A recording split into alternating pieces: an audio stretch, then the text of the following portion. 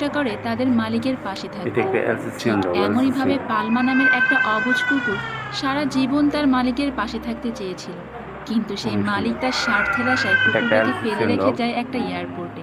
অনেকেই তবে মালিক এটাকে বেইমানি পালে। করলেও কুকুরটা তার মালিকের সাথে বেইমানি করতে অনেক পারে না। সুন্দর, অনেক তাই সে সুন্দর তার পোষ মালিকের মানিটা। আশায় বছরের পর বছর পড়ে এই যে থাকে সেই ওনার মালিক এয়ারপোর্টে। বিদেশ এরপর থেকে তার সাথে অনেক আসছে। কিছু ঘটলেও সে কখনোই ওই তার মালিকের ফেরার আশা ছাড়ে না।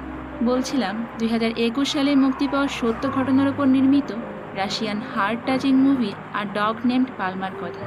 মুভিটা দেখতে গিয়ে নিজের অজান্তেই যে কখন আমার চোখে পানি চলে এসেছে তা আমি একেবারেই বুঝতে পারিনি। মন খারাপ কথা হয়ে গেছে। দিচ্ছি এই মুভিটা কোনোভাবেই আপনাকে নিরাশ করবে না।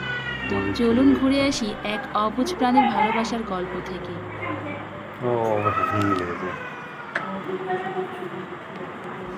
গল্পটি শুরু হয় 1977 সালে, আর শুরুতেই আমরা ইগর পলস্কিপ নামের এক মধ্যবয়স্ক